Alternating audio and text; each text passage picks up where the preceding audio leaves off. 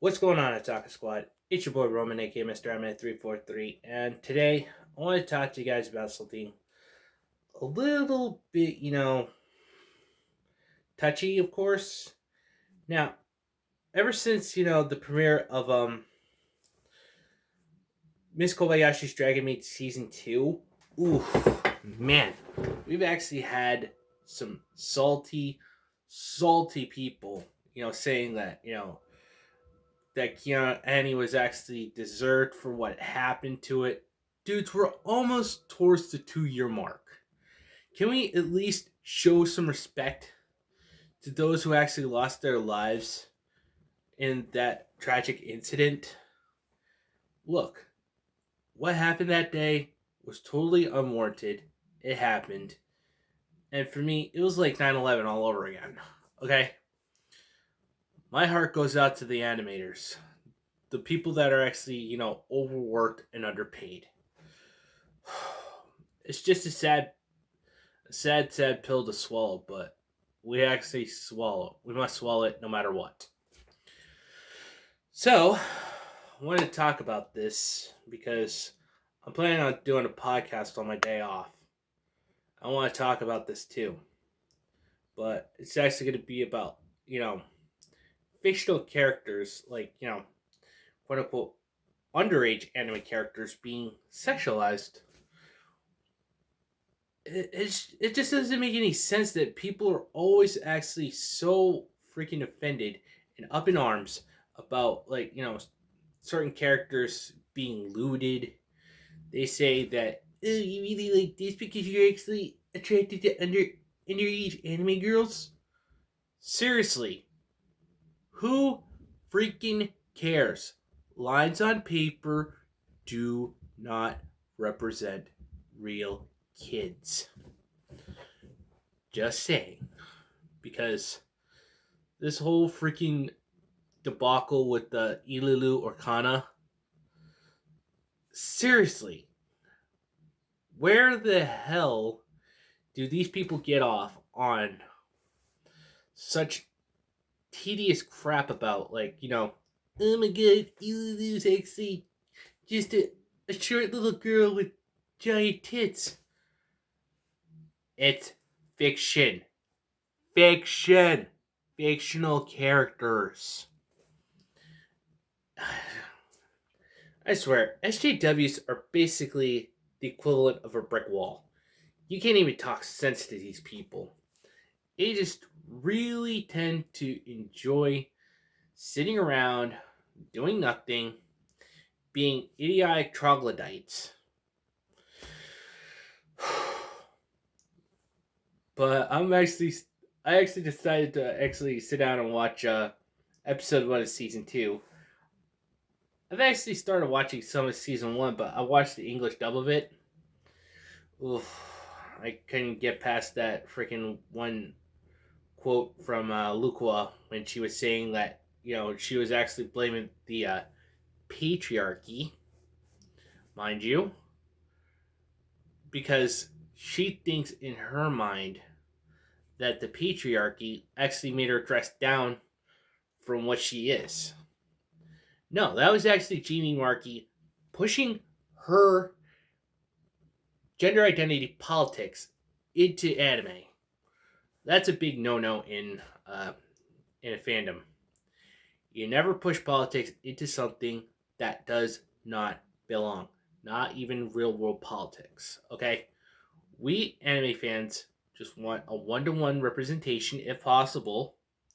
I mean, there might be some like scuffed jokes here and there, but don't bring Western gender identity politics into our escapisms. It's already being infected in comics, it's already being infected in video games, it's already being infected in movies, and now they're trying to take anime and manga. But seriously,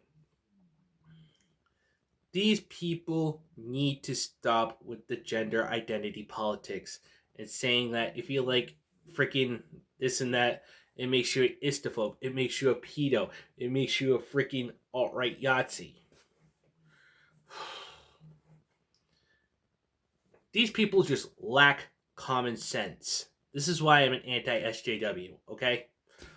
I know that basically some people might say, oh, being anti-SJW makes you a hypocrite. No, it doesn't. It means that you're actually having one thing that SJWs do not have. That is a brain, as well, along with a side of common sense. You see, when it comes to anime, here's some of the freaking selling factors that anime has: good story, relatable characters, a good plot, and a side of fan service. You see, the fan service is kind of like the staple that actually just keeps it together. I mean, seriously, people are actually just up in arms because, people are actually trying to loot Kana from Miss Kobayashi's Dragon Maid. Who cares?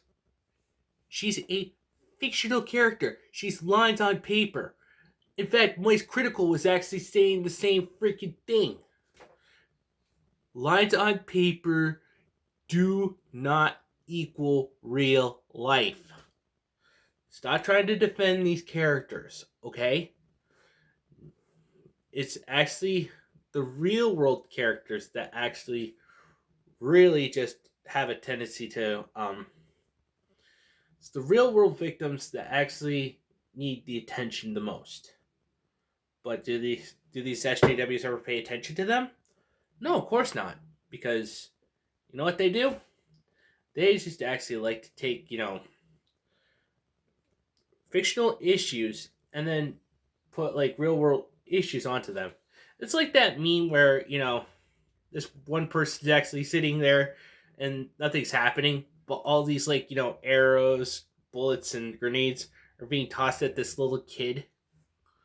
That's what it's like. These people do not care about anime. They don't care about anything. The only thing they care about is their damn feelings. It's like, they want to be validated. They want the freaking likes and retweets.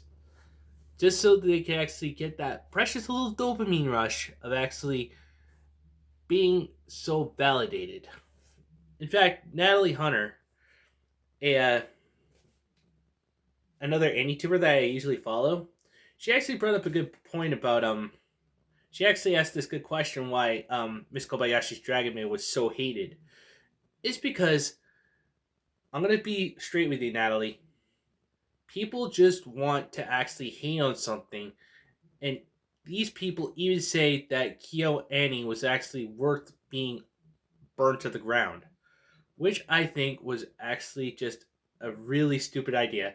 And it shows that SJWs do not care one bit in the likeness. They only care about their feelings. So, why don't you guys let me know what you think down in the comments below. I'm hoping to actually get some guests onto my podcast if possible. I probably might do that on Tuesday. Also, hit that like button if you actually did enjoy this. Share this around with all your friends if possible. Also, subscribe and hit that notification bell for future updates. Let's hit 200 by the end of 2021. And just remember these 3 things, guys. Respect the waifus, enjoy your fandoms, anime is freedom. And until the next one, this is Mr. Anime 343 saying, sayonara, everyone.